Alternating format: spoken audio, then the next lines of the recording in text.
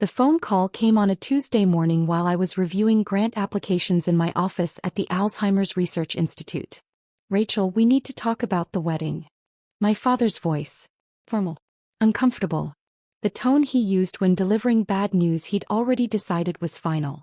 Okay, I said, putting down my pen. What about it? Margaret's family will be there. The Hendersons. Very prominent philanthropists. Major donors to medical research. They move in elite circles. I know who they are, Dad. Then you understand why this needs to go perfectly. I'm not sure what you're getting at. He cleared his throat. Rachel, I think it's best if you don't attend the wedding. Silence. I actually couldn't process the words for a moment. I'm sorry, what? It's nothing personal. Margaret's family are sophisticated people. Wealthy. Connected. They're funding several major initiatives across the country. I can't risk anything going wrong. And me attending your wedding would make something go wrong? You know how you can be. Awkward with wealthy people. You never know what to say at these events. You dress like you're going to a lab, not a social function. Margaret's family will have expectations. I leaned back in my chair. Looked at the wall of my office. Diplomas from Johns Hopkins Harvard Medical School, a PhD in neuroscience. Awards from the National Institutes of Health, the American Medical Association, the Alzheimer's Association. Photos with senators, Nobel laureates, and yes, philanthropists, including the Hendersons. Dad, I've met the Hendersons. I doubt that. I have dinner with Charles Henderson quarterly. His foundation funds my research. Silence on his end. What research? He finally asked. The Alzheimer's research I've been doing for 12 years. The research I've told you about at every family gathering. The research that's in clinical trials right now. You work at a university, Rachel. Teaching. I run the Alzheimer's Research Institute. We have a $620 million operating budget. The Henderson Foundation provides $80 million of that annually. Charles Henderson sits on my advisory board. More silence. That's not possible. It's very possible. In fact, I have a meeting with Charles on Thursday to discuss expanding our partnership. But apparently, I'm too awkward to attend your wedding to his daughter. Margaret is Charles Henderson's daughter? Stat. The Margaret Henderson you've been dating for 6 months. Daughter of Charles and Patricia Henderson. The same Hendersons who fund my Alzheimer's research, my clinical trials, and my neuroscience lab. I could hear him breathing. Processing. Why didn't you tell me? I did tell you. Multiple times. You said, that's nice. And changed the subject to talk about the golf club you joined or the car you bought. But you never said you knew the Hendersons specifically. Biz, you never asked, Dad. You decided I was an awkward professor who embarrassed you at social events. So you uninvited me to your own wedding. Rachel, I didn't know. Yes. That's the problem. You didn't know. You didn't ask. You assumed. And now you're marrying into a family that has personally invested over $400 million in my work across the past 8 years. I hung up. My assistant, Dr. Sarah Kim, knocked on my door. Everything okay? You sounded upset. My father just uninvited me to his wedding because he's afraid I'll embarrass him in front of the bride's family, who happen to fund our entire research program. Sarah's eyes went wide. Wait, your dad is marrying Margaret Henderson? The Margaret Henderson? Apparently so. Does he know you work with her family? He does now. Sarah started laughing. Oh my God. This is incredible.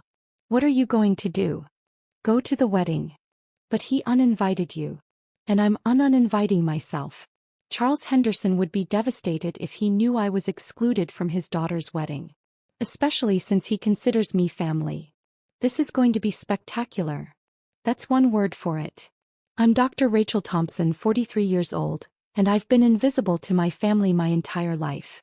My father, Robert Thompson, is a retired insurance executive. He made good money. Upper middle class. Comfortable. Proud of his country club membership and his luxury sedan. My mother died when I was 16. After that, it was just Dad and me. He wanted me to be normal. Pretty. Social. Everything I wasn't. I was smart. Obsessively so. Skipped 2 grades. Graduated high school at 16. Got a full scholarship to Johns Hopkins. Dad's response: college is fine, but don't forget you need to be marriageable. I got my bachelor's in 3 years. Masters in 2. MD/PhD in neuroscience in 6. By 27, I was Dr. Rachel Thompson with a medical degree and a doctorate in neuroscience. Dad asked when I was going to stop being a student and get a real job. I became a professor at Harvard Medical School. Started researching Alzheimer's disease. Published groundbreaking papers on protein aggregation and neural degeneration. At 31, I secured a $50 million grant from the National Institutes of Health. At 33, I founded the Alzheimer's Research Institute with backing from 3 major philanthropic foundations. At 35, our research led to a breakthrough in early detection of Alzheimer's. Published in Nature. Featured on 60 Minutes. Named one of Time magazine's 100 most influential people in health. Dad's response: "That's nice. Are you seeing anyone?" By 40, our institute had a $620 million operating budget. We employed 200 researchers. Ran clinical trials across 15 hospitals. Had patents on 3 diagnostic tools and 2 potential treatments. The Henderson Foundation became our largest donor. Charles Henderson, billionaire philanthropist, believed in our work. We had quarterly dinners. He called me for advice on medical philanthropy. Introduced me to other donors. His wife Patricia joined our advisory board. Their son Marcus toured our labs regularly. And apparently their daughter Margaret was now engaged to my father. Dad had mentioned dating someone new 6 months ago. Successful. Sophisticated. From a good family. He'd never mentioned her name. Never introduced us. Never thought I was important enough to include. And now he'd uninvited me to the wedding because I might embarrass him. Every Christmas, every birthday, every phone call I'd try to share my work.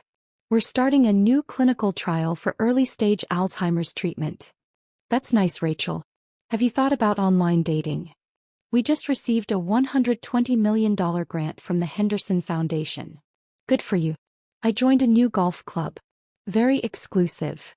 We're presenting our findings at the World Health Summit in Geneva. Switzerland, how fancy. I'm getting a new Mercedes. Come see it sometime. He never came to my lab. Never attended my lectures. Never read my papers. When I won the National Medal of Science 2 years ago, presented by the President of the United States, I called to tell him. "That's wonderful, sweetie. I can't talk long, I have a tea time." He didn't ask what the medal was for. Didn't ask to see photos.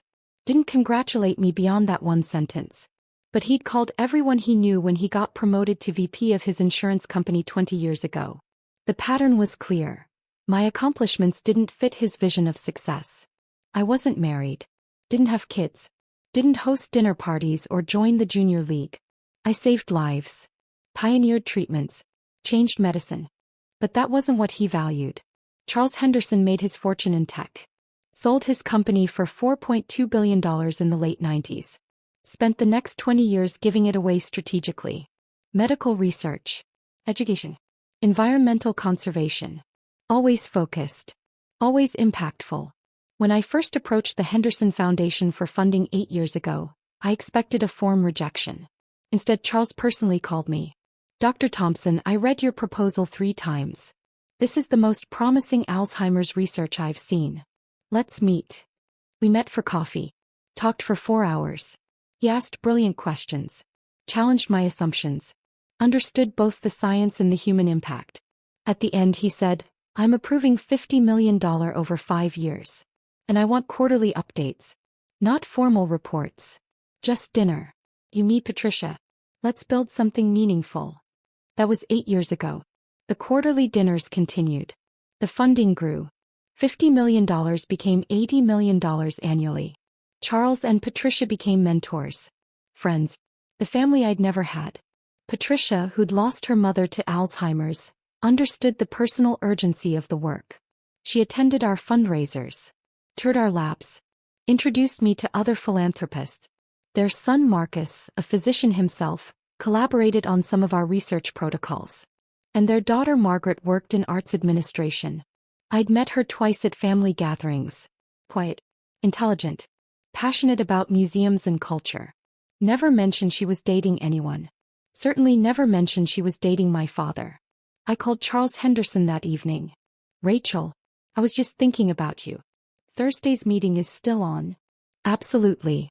But Charles, I need to ask you something." Anything. Your daughter Margaret is getting married soon? Yes. 3 weeks from Saturday. We're thrilled. Robert is a good man. Thought. Treats Margaret wonderfully. Robert Thompson is my father. Silence. Complete silence. Then, I'm sorry, Robert Thompson is your father? Yes. How did I not know this? Different last names. I use my mother's maiden name professionally. And my father and I aren't close. I've mentioned him over the years but never by name. Rachel, this is incredible. You're going to be Margaret's stepdaughter. About that. My father called today. He uninvited me to the wedding. He what? Said he couldn't risk anything going wrong. Said your family is too sophisticated. That I'm awkward with wealthy people and might embarrass him. I heard Patricia in the background. Charles, what's wrong? He put me on speaker. Patricia, Rachel's father is Robert. The Robert marrying Margaret. Patricia gasped. Rachel. This is wonderful. Wait, what's wonderful? Rachel's father uninvited her to the wedding because he's afraid she'll embarrass him in front of us. The silence that followed was different. Dangerous. He did what? Patricia's voice could have frozen nitrogen. Said I dress like I'm going to a lab. That I don't know how to talk to wealthy people. That I might make something go wrong. Rachel, Charles said carefully, do you want to come to the wedding? I do now. Then you're coming. As our guest. You'll sit at our table. Charles, I don't want to cause drama. Drama? Rachel, you've changed medicine. You've saved lives. You run a $620 million research institute that we're honored to support. And your father thinks you're an embarrassment. His voice was steel. You're coming to the wedding. And Robert is going to learn exactly who his daughter is. Patricia added, we're picking you up. You'll arrive with us. We'll make sure everyone knows who you are. This feels like revenge.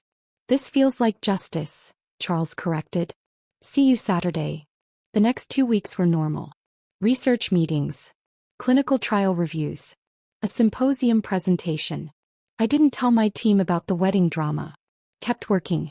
Dad called 3 times. I didn't answer. He left voicemails. Rachel, we should talk. There's been a misunderstanding. Rachel, please call me back. This is important. Rachel, I'm getting married in 10 days. We need to discuss this. I deleted all 3 without responding. Thursday, I had my quarterly dinner with Charles and Patricia at their estate. Marcus joined us this time. So, Marcus said with a grin, I hear you're about to become my sister. Stepsister. Technically. This whole situation is wild. Dad told me the story. Your father really uninvited you. Word for word. Patricia shook her head. I've met Robert a dozen times. He's charming. Attentive to Margaret. But he's never once mentioned having a daughter. He doesn't talk about me. Doesn't understand my work. Doesn't value it. That's going to change on Saturday, Charles said firmly. I'm giving a toast at the reception. Plan to talk about Margaret and Robert. Now I'm also talking about you. Charles. Rachel, your family. More family than most people who share my blood. You've dedicated your life to work that honors my mother's memory. Patricia's mother. The work you do matters more than almost anything else I fund. Robert needs to understand that. What if this ruins Margaret's wedding? It won't, Patricia said. Margaret knows who you are. She's been reading about your work. She's excited to have you in the family. She just didn't realize you were Robert's daughter until we told her yesterday. What did she say? That she wished she'd known sooner. That she would have insisted you be included. And that her father uninviting you to avoid embarrassment is the most ironic thing she's ever heard. Marcus laughed. Margaret called me last night.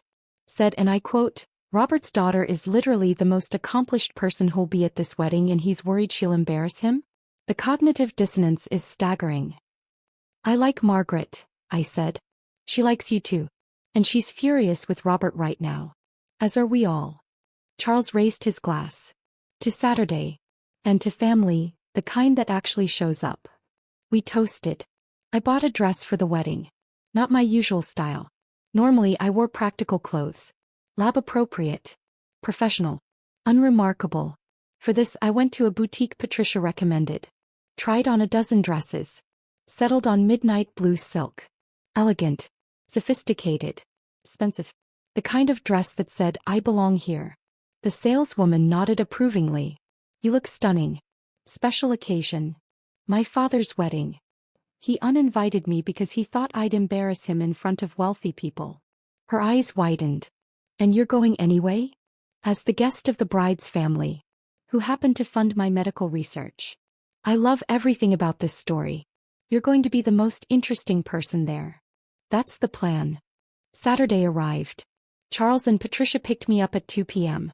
Their car was a Bentley. Driver included. This was the life my father thought I couldn't navigate. "You look beautiful," Patricia said as I slid into the back seat. "Thank you. I'm nervous." "Don't be. You're going to walk in there as exactly who you are. And let the chips fall where they may." The wedding was at a historic estate in Connecticut. Manicured gardens. String quartet. 200 guests in formal wear. We arrived fashionably late. Maiden entrance. The valet's eyes widened when he saw Charles Henderson. Everyone in philanthropic circles knew his face. We walked in together. Charles on one side of me, Patricia on the other. Like I belonged. Because I did. The wedding ceremony was outdoors. White chairs. Floral arbor. Magazine perfect. We were shown to the second row. Family seating. Dad was at the altar with the officiant. He saw us approaching. Saw Charles. Saw Patricia. Saw Marcus. Then saw me. His face went white. Then red. Then white again. Margaret appeared at the back of the aisle. Saw her family. Saw me. Smiled. Actually smiled. The ceremony was beautiful. Traditional. Heartfelt. Dad kept glancing at me. I kept looking straight ahead. When the officiant said, "You may kiss the bride," everyone applauded. Dad and Margaret walked down the aisle. He tried to catch my eye. I looked away. At the reception line, Margaret hugged her parents. Then turned to me. "Dr. Thompson. I'm so glad you're here." "Congratulations, Margaret. You look beautiful." "Thank you for coming. I heard what happened. I'm sorry my fiancé, my husband, is an idiot." Dad overheard. "Margaret. Robert, we'll discuss this later. Right now, I want to welcome your daughter properly." He hugged me. Genuinely. Warmly. "I've been reading about your research. The early detection protocol you developed. It's remarkable." "Thank you. My grandmother had Alzheimer's. If your protocol had existed then, it might have changed everything for our family. That's why I do the work." Dad was standing 3 feet away looking completely lost. Margaret turned to him. "Robert, your daughter is a genius.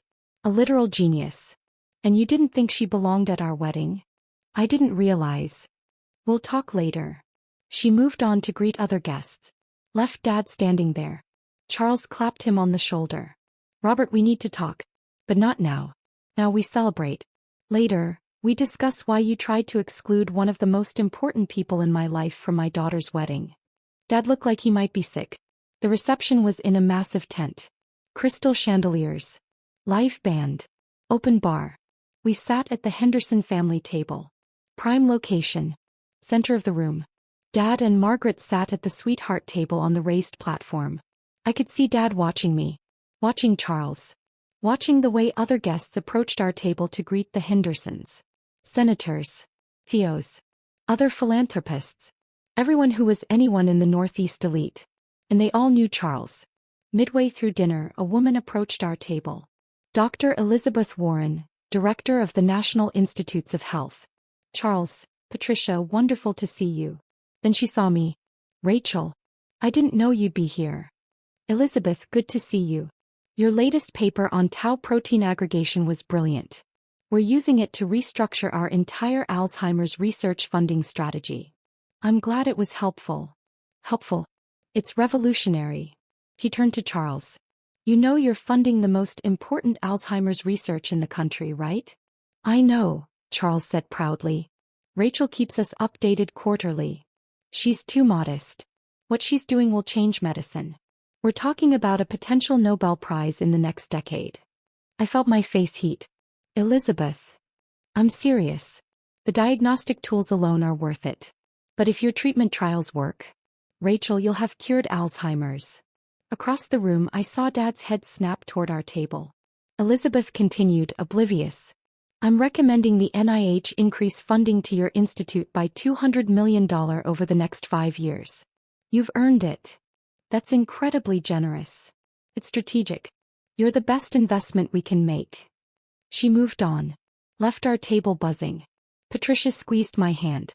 Nobel Prize. It's just speculation. Rachel, stop. Let yourself be proud. I was proud. I just never had anyone to be proud with. Till now. After dinner, the toasts began.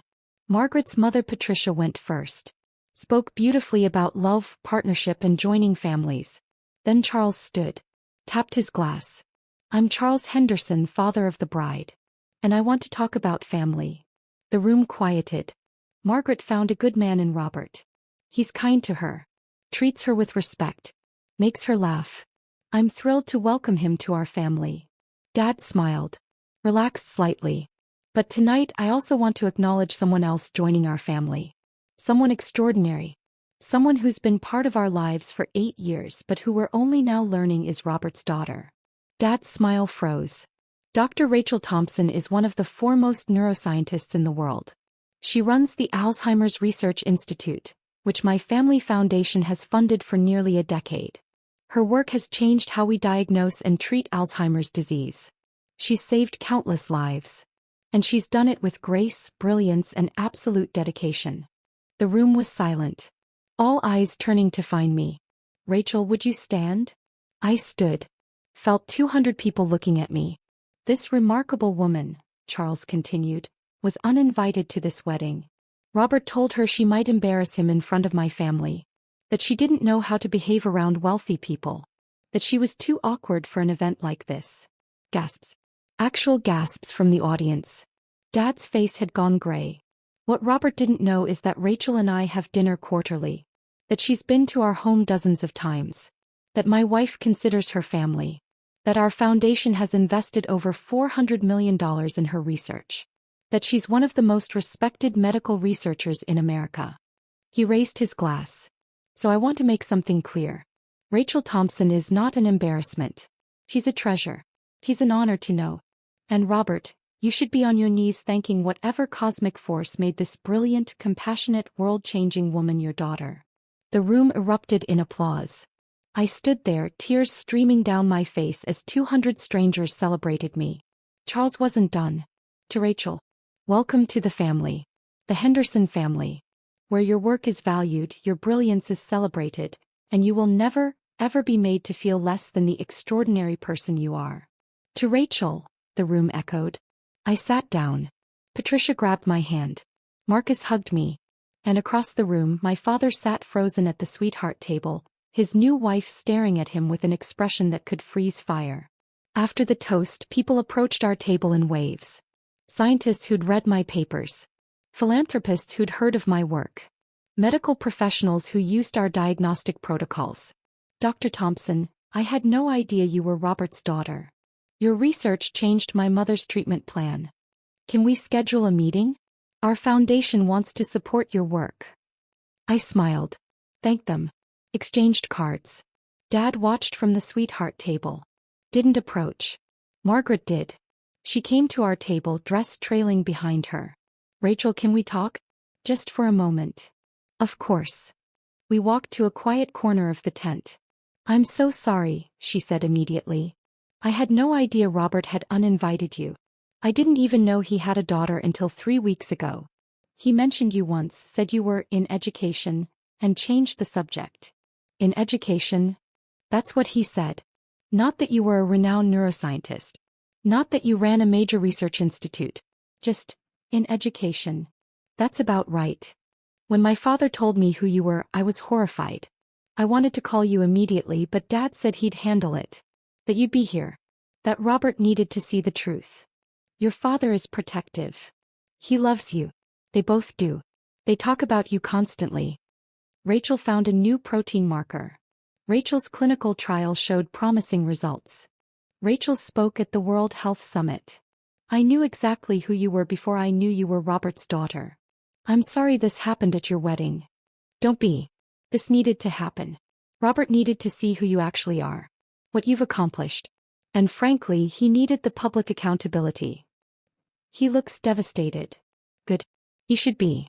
Rachel, can I ask you something? Anything. Why did you come? After he uninvited you? You could have stayed away.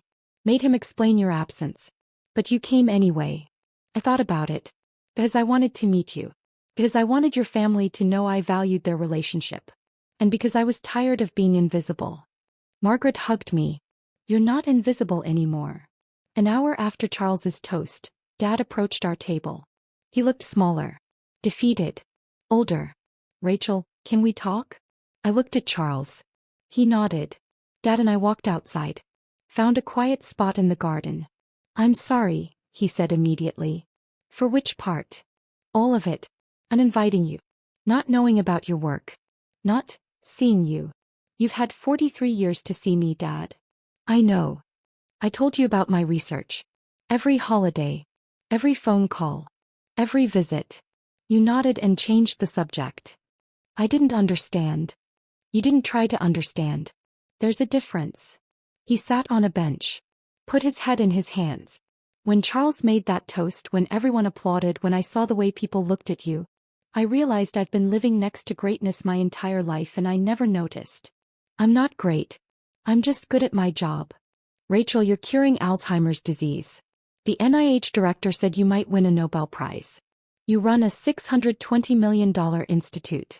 My new in-laws have invested hundreds of millions of dollars in your work. That's not just being good at your job. That's changing the world. And you thought I was too awkward to attend your wedding. I was wrong. Spectacularly, humiliatingly wrong. I sat next to him. Why did you do it? Really?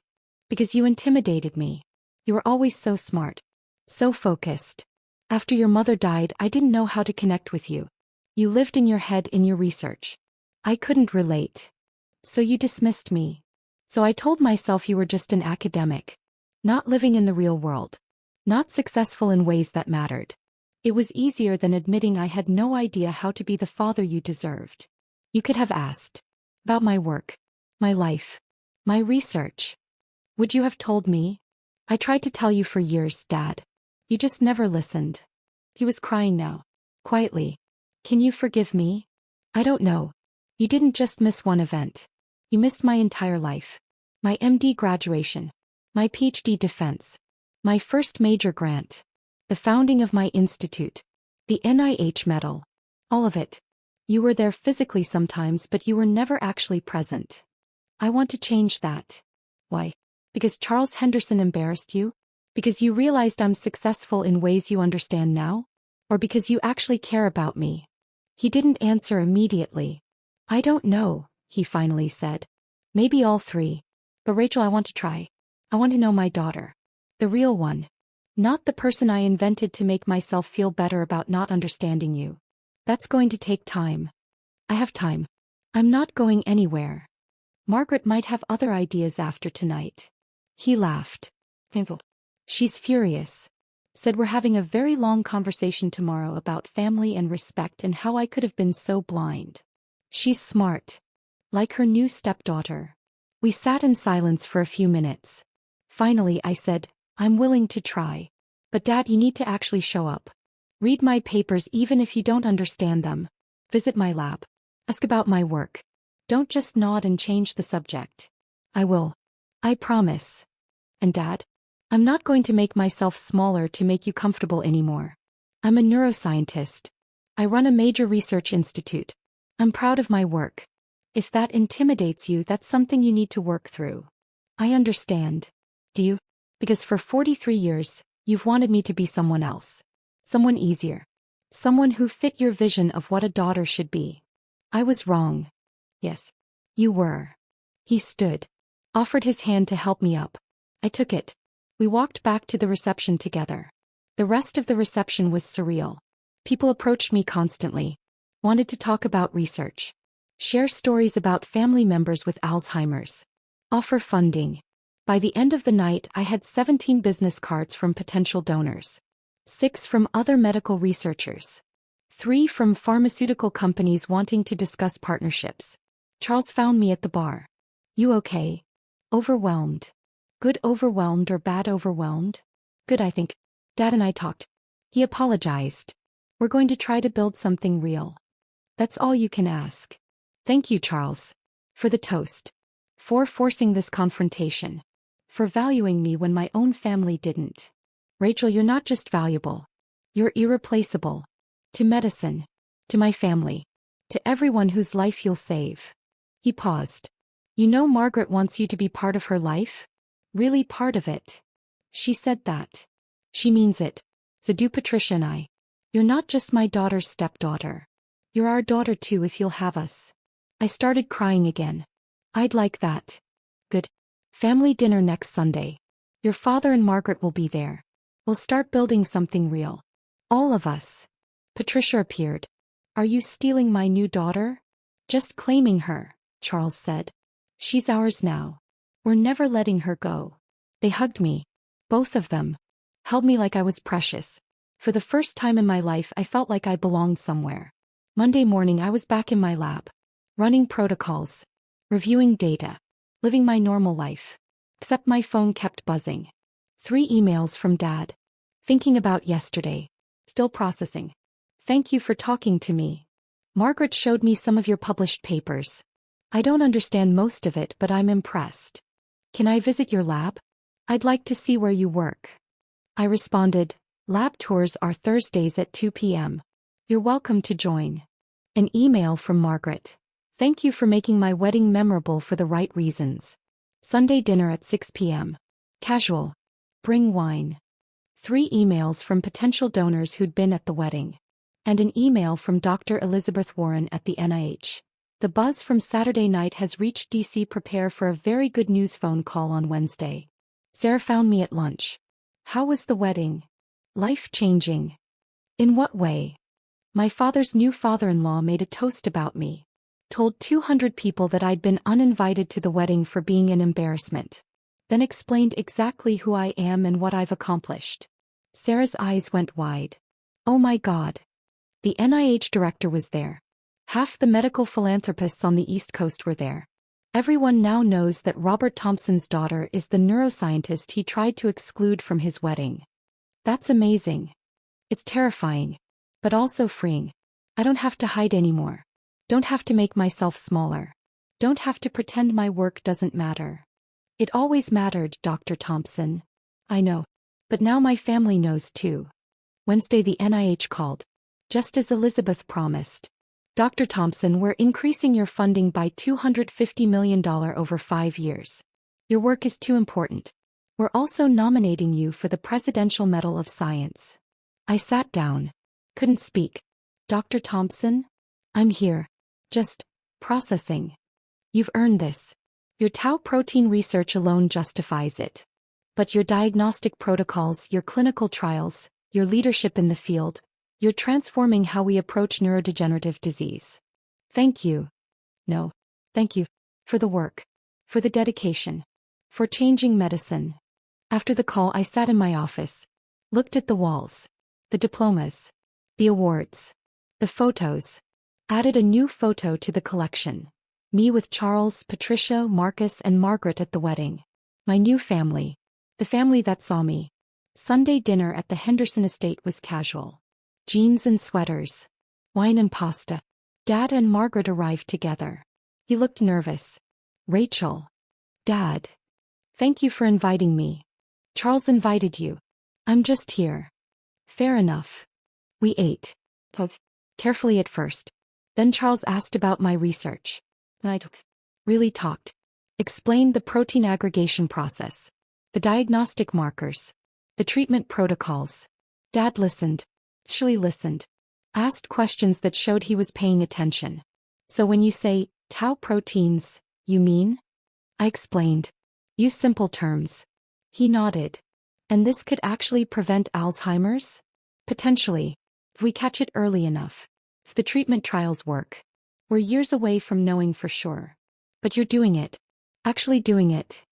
We're trying. Margaret chimed in. She's too modest. The scientific community thinks she's going to cure Alzheimer's within a decade. Cure is a strong word. Dr. Warren said Nobel Prize. Patricia reminded me. Dad looked at me. Really looked. I'm sorry I missed all of this. The work. The accomplishments. The person you became. You can't miss what you never saw, Dad. Then I'm sorry I never saw you. It wasn't forgiveness. Not yet. But it was acknowledgement. Recognition. The beginning of something real. Marcus raised his glass. To new family. And to Rachel, who's been family all along. We toasted. And for the first time in my life I had a father who saw me. A family that valued me. A place where I belonged.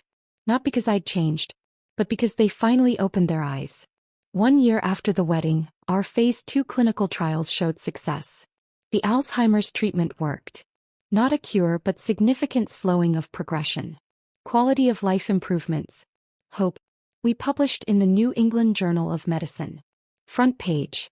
Dad came to the press conference. Sat in the back. Watched me present our findings to the world. Afterward he hugged me. Your mother would be so proud. You think. I know. She always said you were special. I just didn't understand what she meant. Mom said that. Constantly. Our Rachel is going to change the world. I thought she was just being a proud mother. Turns out she was right. We stood there. Father and daughter. Finally seeing each other. I'm proud of you too, he said quietly. I know I haven't earned the right to say that. But I am. So incredibly proud. Thank you, Dad. That was enough. For now. 2 years after the wedding I won the Lasker Award for Medical Research. The American Nobel. Dad, Margaret, Charles, Patricia, and Marcus all attended the ceremony in New York. When they announced my name, all 5 of them stood and cheered. My family. The one I was born into and the one I chose. Both finally, fully seeing me. 3 years after the wedding, the Nobel Committee called. I won the Nobel Prize in Physiology or Medicine for my work on Alzheimer's disease. The ceremony was in Stockholm. December. Formal wear and international press. Dad was there. Front row. Crying as I accepted the medal. I'm here, he whispered as we posed for photos. I'm finally here. I know, Dad. I see you now. Really see you. I know. And I did. Because seeing isn't just looking. It's acknowledging. Valuing. Celebrating. It took 46 years. A wedding drama. A public toast. A father-in-law who forced accountability. But finally, completely, my father saw me. Not as the daughter who didn't fit his vision. But as the woman who changed medicine. The scientist who saved lives. The person I'd always been. And that was worth everything.